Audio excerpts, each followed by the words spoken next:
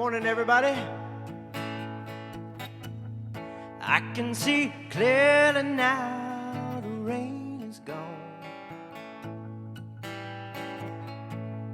I can see all obstacles in my way. Gone are the dark clouds that had me blind. Gonna be a bright, sunshiny day. Gonna be a bright, sunshiny day. I think I can make it now. The pain is gone. All of the bad feelings have disappeared. Here is the rainbow I've been praying for. It's gonna be a bright, sunshiny day. It's gonna be a bright, sunshiny day. Look all around, there's nothing but blue sky. Look straight ahead, there's nothing but blue sky. I can see clearly now, the rain is gone. I can see all obstacles in my way. Gone are the dark clouds that had me blind. Gonna be a bright, sunshiny day. Yeah, gonna be a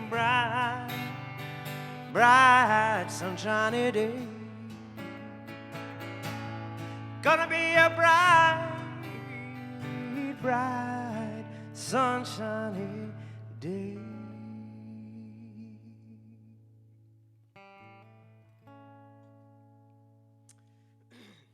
Well, I say good morning, but it's actually Good Friday afternoon. I appreciate so much everybody flexing their schedules today, including the band and Garrett and Bobby and everyone that supports our services on Sunday. Cindy and I, as you are watching this, are already in Georgia and visiting with her dad, who's been released to hospice, and we appreciate all your prayers and support. And it's a little bit strange to be here, just me and Garrett in this room recording, but we've had to do a lot of strange things over quarantine, and today's pretty mild by comparison. So I'll share a few songs with you. Anna's going to be here to read, not here, but via video, and then we'll talk again today about Joseph. Looking forward to this talk today.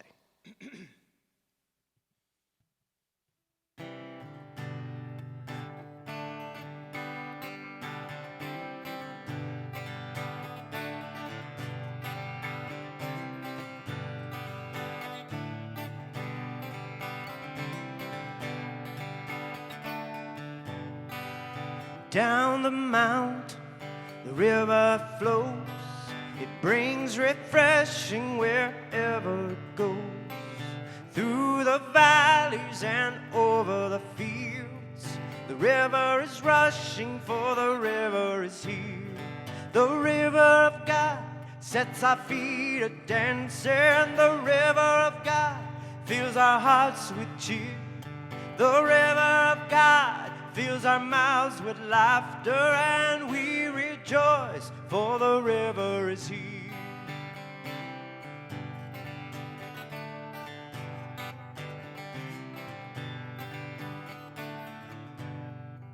The river of God is teeming with life, and all who touch it will be revived. And those who linger on this river shore will come back thirsty for more of the Lord. The river of God sets our feet a-dancing. The river of God fills our hearts with cheer. The river of God fills our mouths with laughter, and we rejoice rejoice, for the river is here.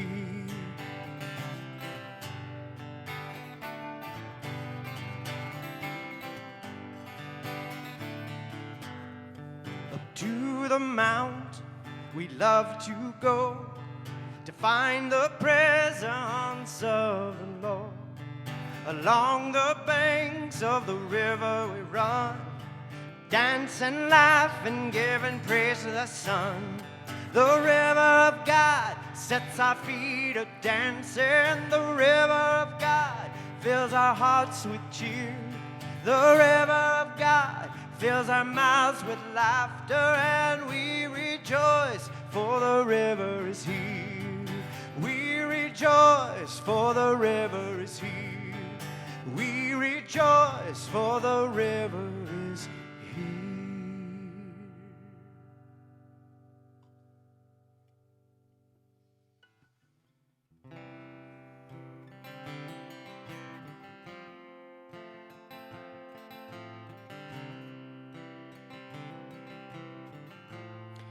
If my wife watches this later, someone warn her about this song.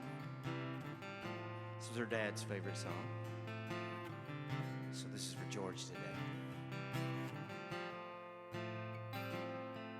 When you're weary, you're feeling small, when tears are in your eyes, I'll dry them all. I'm on your side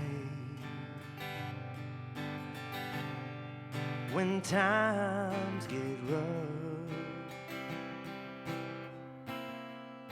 and friends just can't be found, like a bridge over troubled water.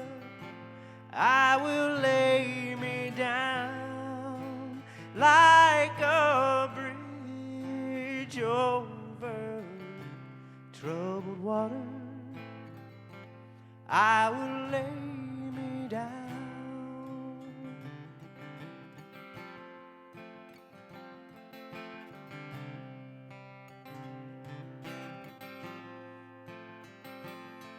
When you're down and out, when you're on the street, when evening falls so hard, I will comfort you. I'll take your part when the darkness comes and pain is all around, like a bridge over troubled water. I will lay me down like a bridge over troubled water. I will lay me down.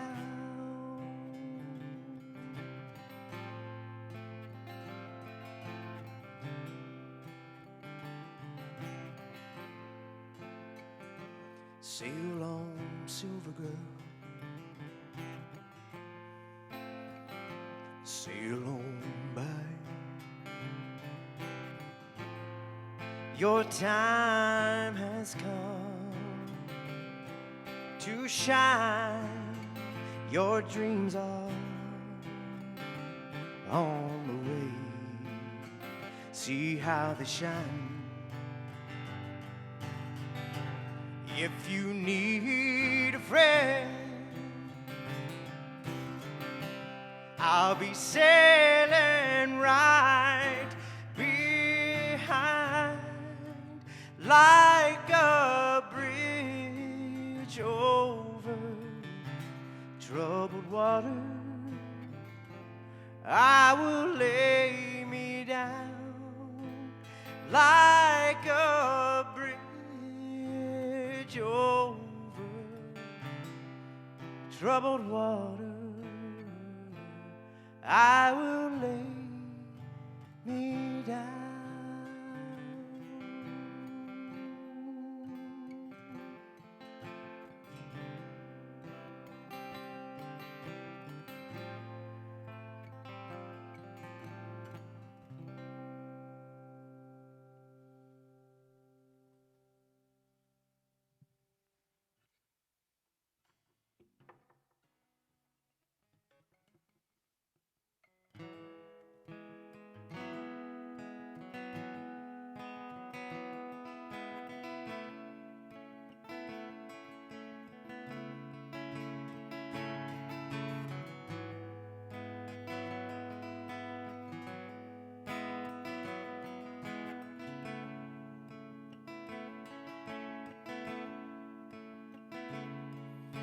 Who is this King of glory, who pursues me with his love? He haunts me with each hearing of his softly spoken word. My conscience a reminder of forgiveness that I need. Who is this King of glory, who offers it to me?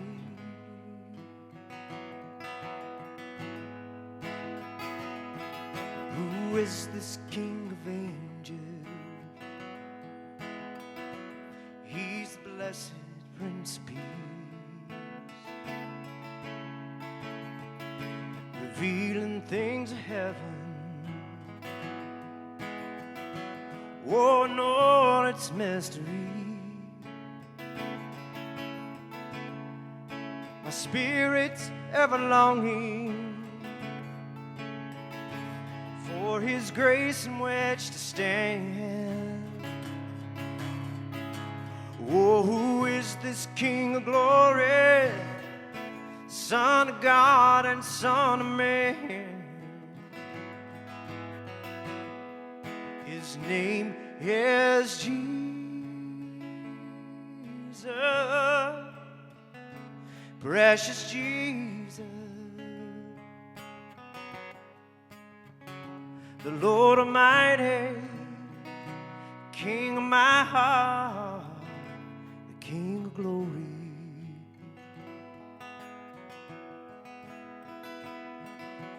Who is this King of glory, with strength and majesty?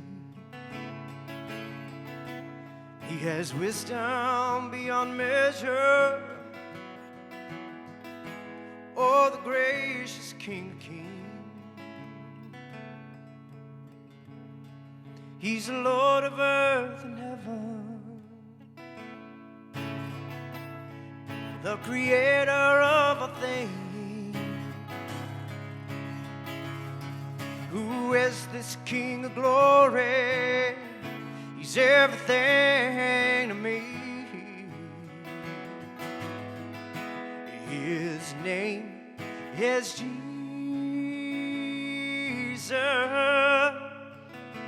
precious Jesus, the Lord Almighty, King of my heart, the King of glory.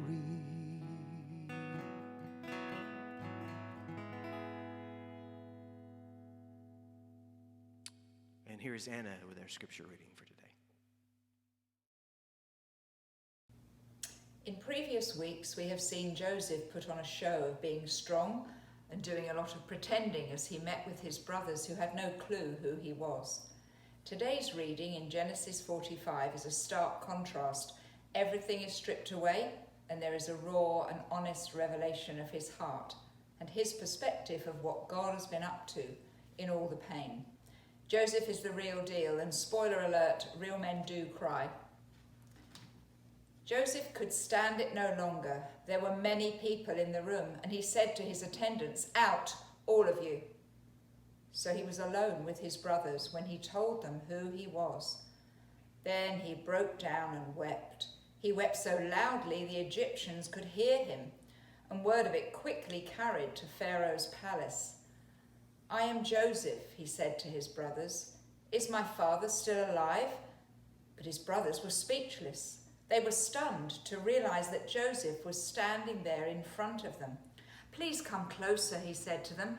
So they came closer, and he said again, "I am Joseph, your brother, whom you sold into slavery in Egypt.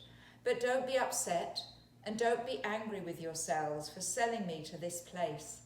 It was God who sent me here ahead of you to preserve your lives. The famine that has ravaged the land for 2 years will last 5 more years, and there will be neither ploughing nor harvesting. God has sent me ahead of you to keep you and your families alive and to preserve many survivors. So it was God who sent me here, not you. And he is the one who made me an advisor to Pharaoh, the manager of his entire palace and the governor of all Egypt. Now hurry back to my father and tell him, this is what your son Joseph says. God has made me master over all the land of Egypt, so come down to me immediately. You can live in the region of Goshen, where you can be near me with all your children and grandchildren, your flocks and herds and everything you own. I will take care of you there, for there are still 5 years of famine ahead of us. Otherwise you, your household, and all your animals will starve." Then Joseph added, "Look, you can see for yourselves, and so can my brother Benjamin, that I really am Joseph. Go tell my father of my honoured position here in Egypt. Describe for him everything you have seen, and then bring my father here quickly." Weeping with joy, he embraced Benjamin, and Benjamin did the same. Then Joseph kissed each of his brothers and wept over them, and after that they began talking freely with him. The peace of God be with us all.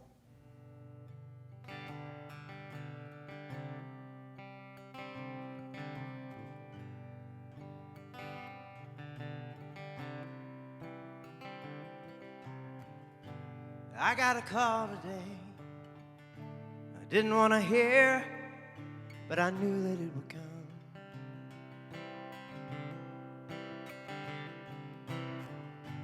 An old friend of ours, talking on the phone, said you found someone.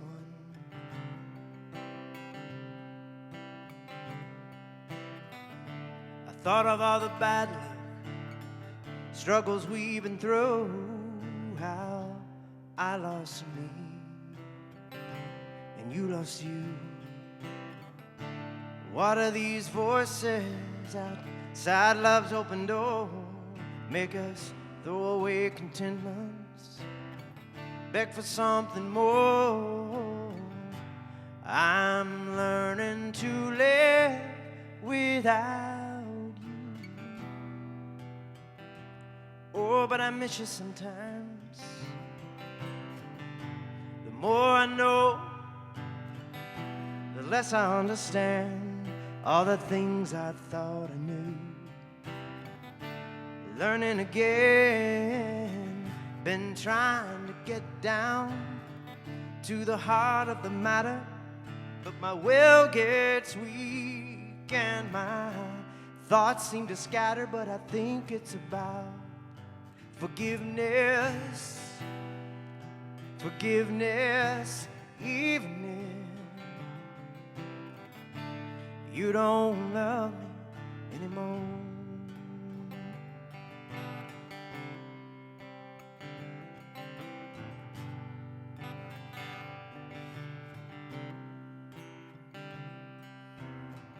Times are so uncertain, there's a yearning undefined, people filled with rage. We all need a little tenderness. How can love survive in such a graceless age.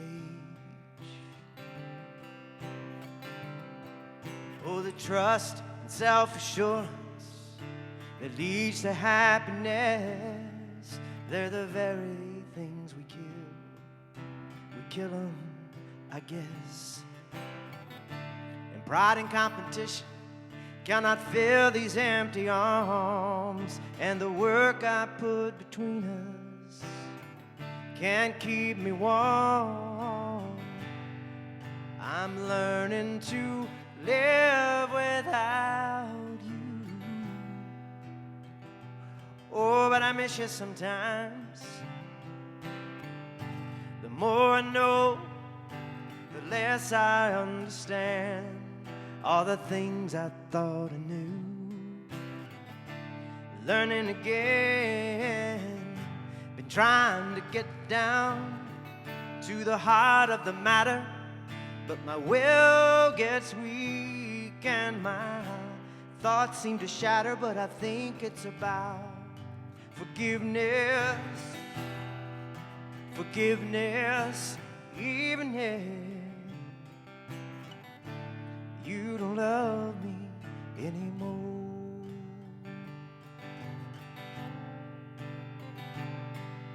There's people in your life, oh, come and go. They'll let you down, they'll hurt your pride. Put it all behind you, babe, 'cause life goes on. Keep carrying that anger, it'll eat you up inside. Been trying to get down to the heart of the matter. My will gets weak and my thoughts seem to shatter, but I think it's about forgiveness, forgiveness, even if you don't love me anymore.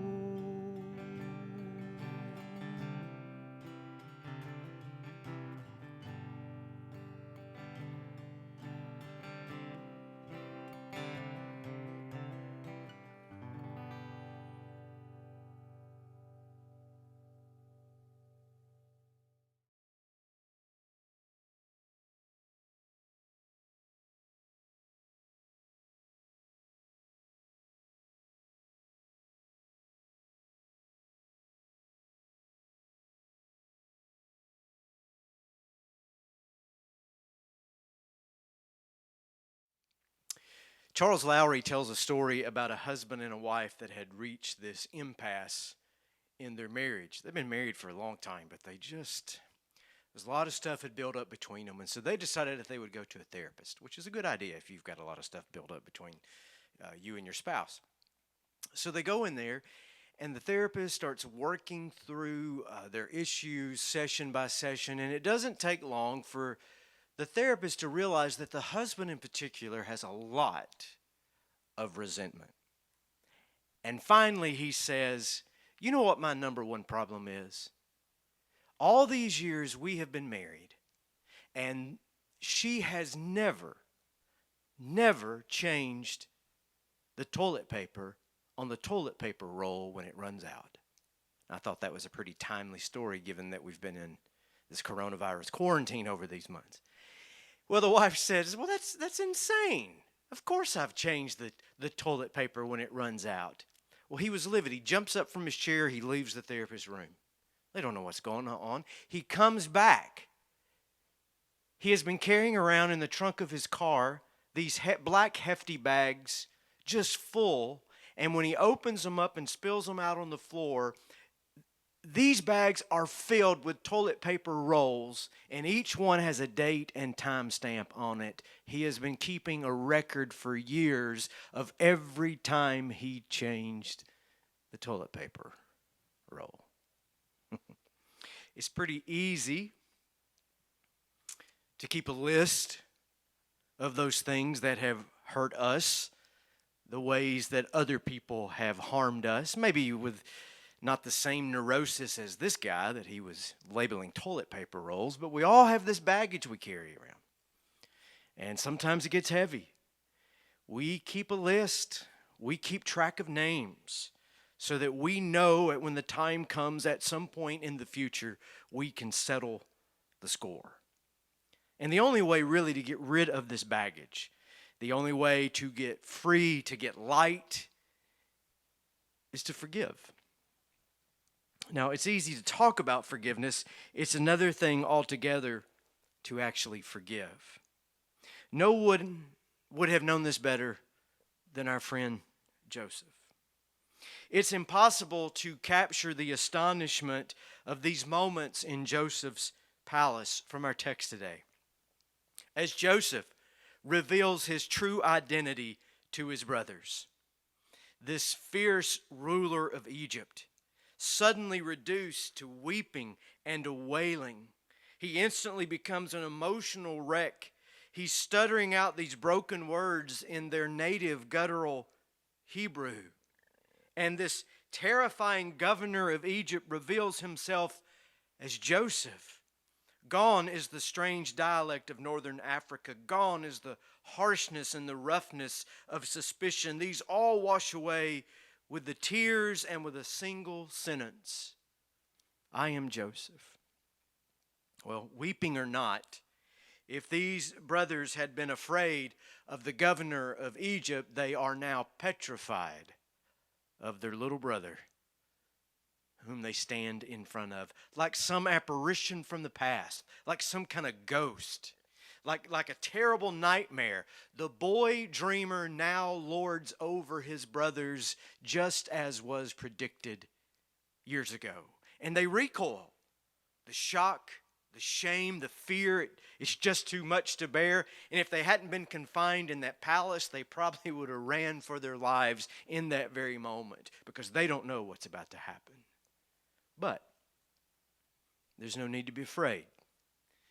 Compassionately, miraculously, Joseph greets them not with hate, not with judgment, but with kisses, with tears. Joseph grants the most improbable gift of all, forgiveness. He takes that baggage, that heavy, hefty bag full of all those offenses, and rather than pouring them all out in the floor and showing everything wrong that they had done to him, he disposes of it.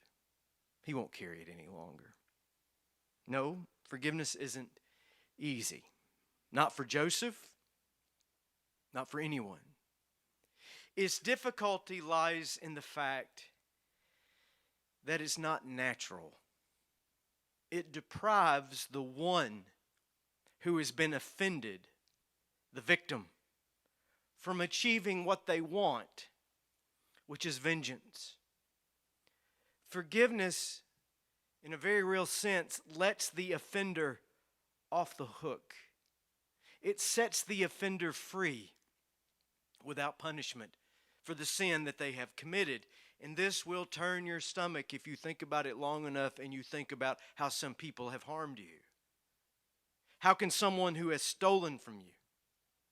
How can someone who has betrayed you? How can someone who has abused you? How can these people, these crimes, just be forgiven? How can we open the door on this jail cell we hold them in and simply let them walk away?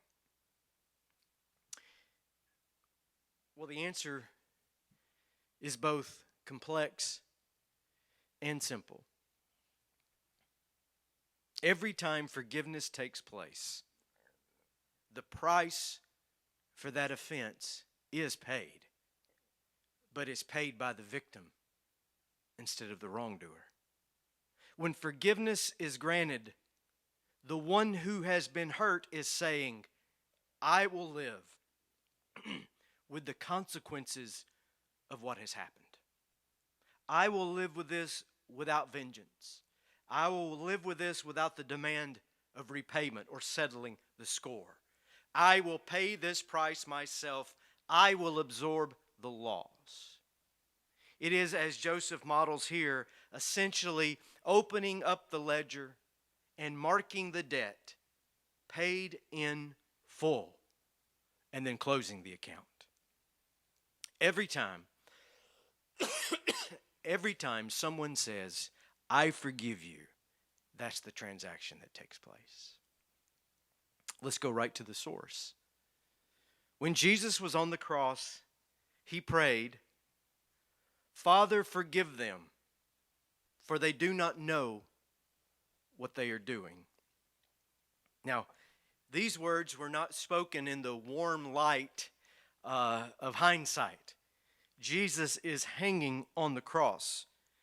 Jesus is bleeding. Jesus' flesh is being pierced with Roman iron. And he looks out from that hill called the skull, and he looks out over these soldiers. He looks out over this crowd of onlookers.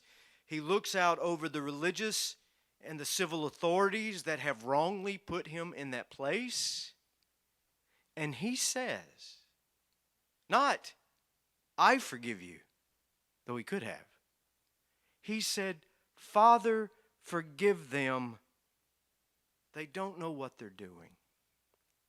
And I think this is key, that in order to forgive, Jesus called on someone outside of himself. And that's so important. An old friend of mine made his living as a revivalist, not an evangelist, but a revivalist. And he would travel the whole North America, really working towards spiritual enlightenment. This man's name is Ron Gaynor. And shame on me, I haven't spoken to him in years. And as I was preparing my notes this morning, I actually looked Ron up on the internet and found him and called his house and left him a voicemail. I hope I get to hear back from him in the next few days. He's in his 80s now, and for many years he's been off the road. His sweet wife Jackie had a stroke, really when he was in the prime of his career. And he came home to take care of Jackie at home. And he told me once, he said, I've had a long ministry, but my ministry now is to take care of Jackie. That's the kind of person that Ron is. And as Ron traveled the countryside and he would go into churches and he would lead retreats, his subject was always the same. It was forgiveness. And he'd show up, and he's a tall, thin man with a real clean radio voice, but he would speak very softly. He'd stand up in front of a crowd and he'd say, well, it's good to be with you tonight. Let's talk about forgiveness. Man, and people would get mad because they were showing up for a revival, and what they wanted was that evangelist, the fire and the brimstone to preach at the sinners and tell them that heaven is sweet and hell is hot and all those other things, make them feel pretty good about themselves. But Ron would just smile and say, no, let's work on ourselves. Let's talk about what it means to forgive ourselves. Let's talk about what it means to forgive others. Let's talk about what it means to forgive our image of God, which is probably an idol anyway. He gave me the best definition of what forgiveness is. Forgiveness is a miracle of grace that God does through us. It is not something we can do on our own. I'll repeat that. Forgiveness is a miracle of grace that God does through us. It is not something that we can do on our own. So if you look to Jesus and Joseph as examples of forgiveness, their leadership inspiring us to follow suit, then we have captured only half of the forgiveness story. The source of their forgiveness is the more essential matter. They could forgive because they left their situation, to quote the Apostle Peter, in the hands of God who always judges fairly.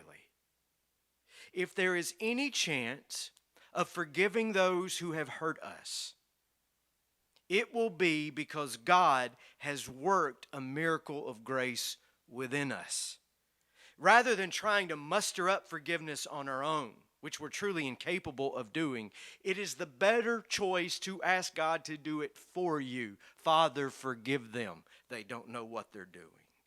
And we are back to this elementary, super simple, singular act of faith, and that act is surrender. Let God do within you, for you, and through you what you cannot do for yourself. Because if you tuned in today to listen to this knowing that the subject was going to be forgiveness and you thought, I'm going to figure out how I can do that, you probably can't. Minor offenses, yeah. Offenses that take a couple days just for it to blow over, or a couple weeks, yeah.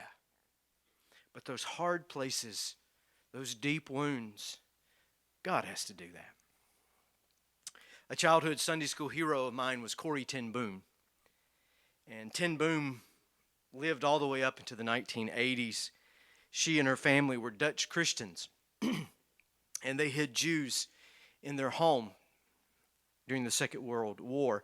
And there was always a half dozen to 10 people hiding in their house beneath false floors and behind false walls. Her memoir is a book called The Hiding Place. I read it when I was very young. It's a Christian classic.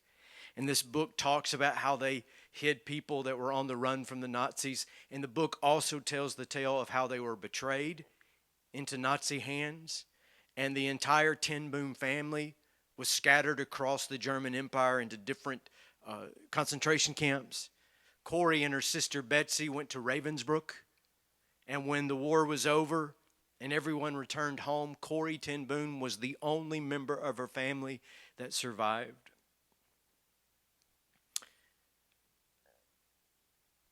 Corrie came out of that awful experience saying this: there is no pit so deep that God's love is not deeper still. God will give us the love to be able to forgive our enemies. Easy to say, harder to do. A few years later, she was put to the test. These are Corrie ten Boom's own words from the late 1940s, 5 or so years after the war had ended. I had come from Holland back to defeated Germany with the message of forgiveness. I was in a church in Munich when I saw him, a balding, heavy-set man in a gray overcoat, a brown felt hat clutched between his hands. He came up to me and he said, "You mentioned Ravensbrück in your talk. I was a guard there." Corrie says, "He did not remember me, but I recognized him." The former guard says, "Since that time I have become a Christian. I feel that God has forgiven me for the cruel things that I did. And now, Fräulein," and extending his hand, he asked, "Will you forgive me?" Corrie ten Boom. I stood there and I could not. My sister had died in that place. Could he erase her slow, terrible death simply for the asking? It seemed like hours passed as I wrestled with the most difficult thing I ever had to do, the coldness clutching my heart. "Jesus, help me," I prayed silently. "I can lift my hand," I said to myself. "I can do that much." And so woodenly, mechanically, I lifted my hand and thrust my hand into the one stretched out to me. And as I did, an incredible thing took place. This healing warmth seemed to flood my whole being, bringing tears to my eyes. I said, "I forgive you." And I have never known God's love so intensely as in that moment. Well, I don't know about you, but I know me.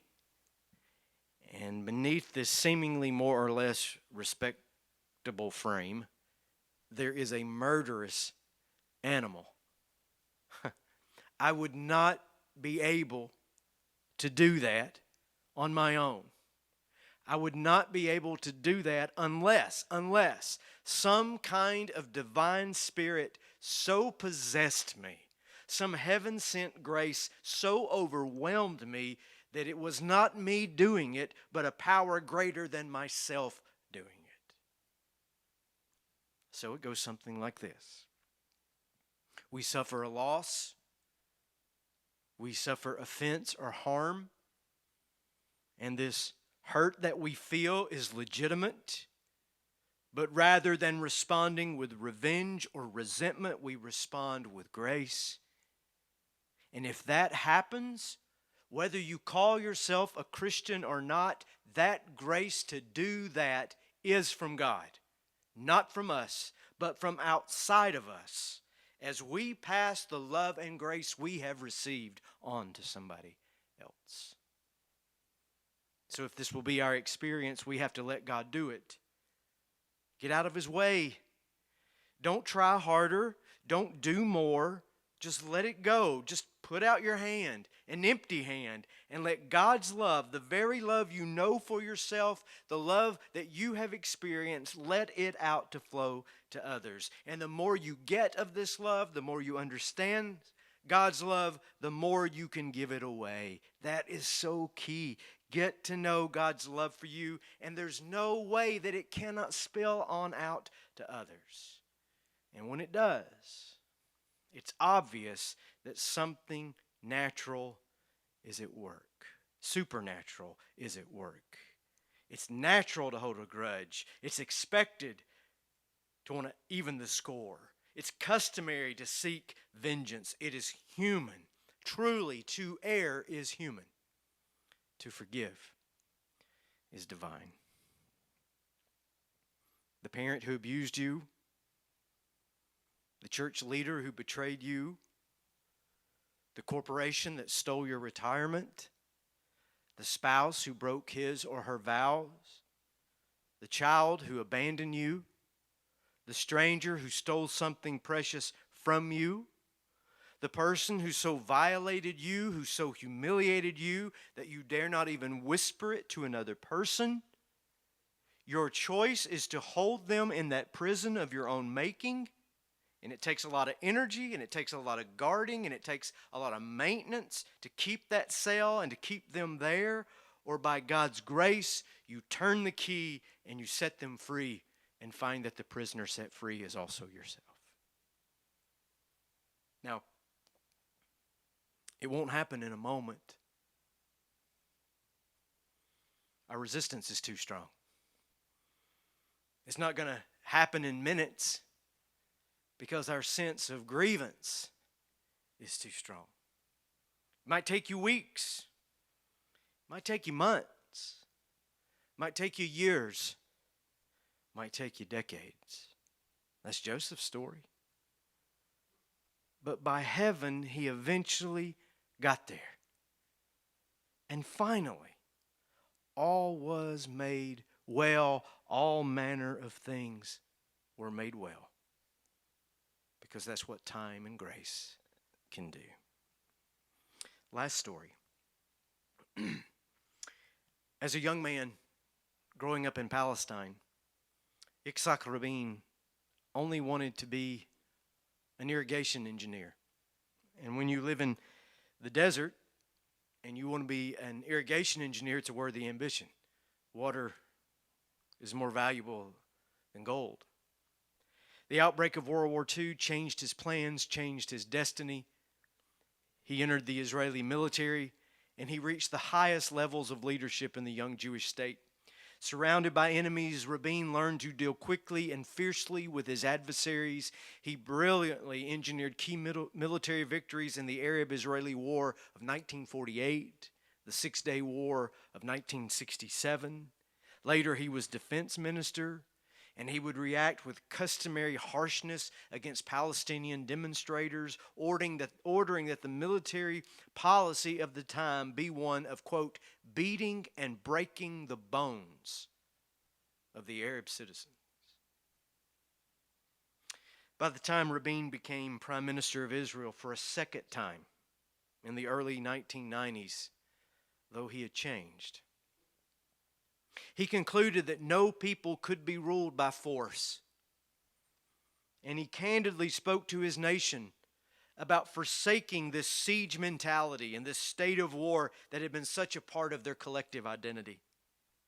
And he adopted a radical policy of reconciliation and peace, choosing to treat those who were once his enemies as human beings instead. This old warrior who had fought the enemy for almost 50 years entered into secret negotiations with the PLO to reach an arrangement of peace. That agreement is now called the Oslo Accords. It was officially signed on the South Lawn of the White House September 13th, 1993.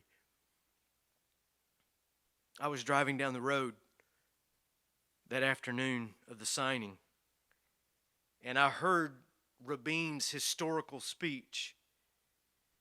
And I pulled over on the side of the road because I'm a nerd, and I wrote down his words on the back of a napkin. Rabin, in part, said this: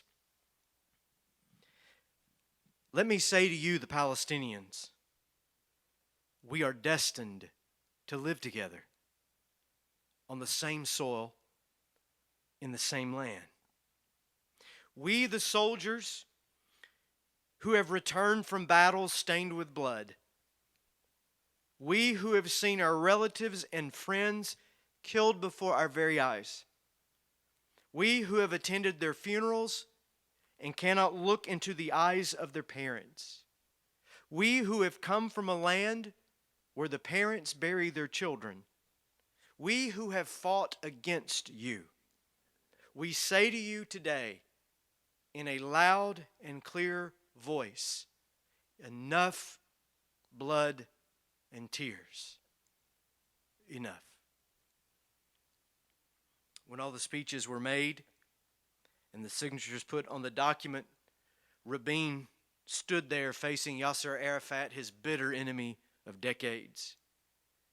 And Rabin squirmed and he hesitated. Then he swallowed hard, he had a pucker in his brow, and he reached out and he took Arafat's hand in his own, and he said later, "Of all the hands in the world, that was not the hand I ever dreamed of touching." For those efforts, Rabin won a share of the 1994 Nobel Peace Prize. But not everyone was happy. 2 years after peace was made, Rabin gathered with hundreds of peace protesters in Tel Aviv for a peace rally. He was still prime minister. And afterwards, after giving a speech and visiting with the peace activist, he was walking toward his car and he was fired upon by one of his fellow countrymen, a young Jewish radical, so committed to his hate and so opposed to peace that he chose to assassinate the broker of that peace. Yitzhak Rabin died minutes later and pulled from his shirt pocket was a blood-stained piece of paper. A piece of paper that recorded his last publicly spoken words.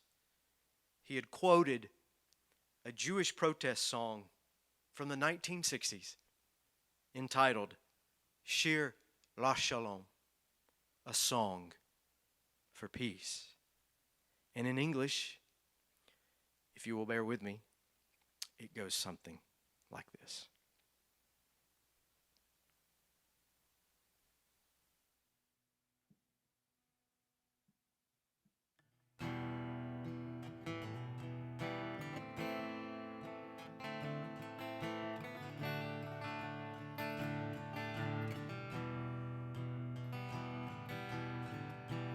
Let the sun rise as it must. Oh, to lift the morning haze. Prayers of the pure and the just will not bring us back our days. He whose candle has gone out and in a grave he lies slain. Won't be stirred by our tears, oh, to come to life again. No one can bring them back from darkness where they lie. No joyous shouts of victory or praises sung on high. Only sing a song for peace. If you would whisper a prayer, only sing a song of peace, and let it fill the air. Let the sun shine on the flowers, as from sorrow we move on. Do not keep looking back. Release those who are gone. Dare to raise your eyes and hope, and not through a rifle sight. Sing a love not of war, through all your days and nights. Do not say the day will come, for the day is in your hand. Make it real right where you live, and wherever you take a stand. Only sing a song of peace. If you would whisper a prayer, only sing a song for peace. Oh, and let it fill the air. Oh.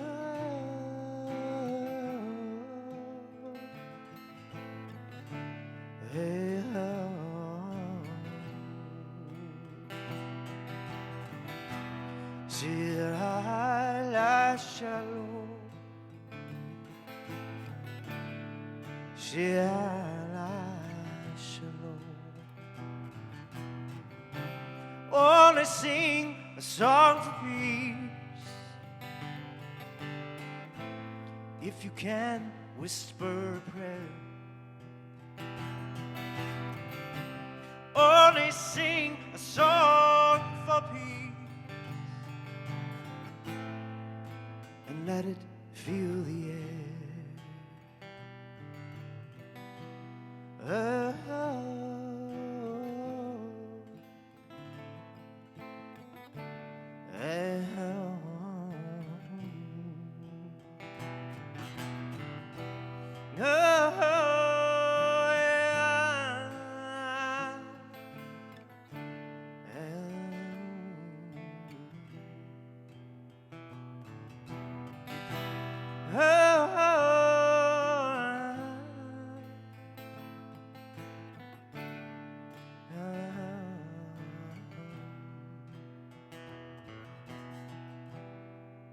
only sing a song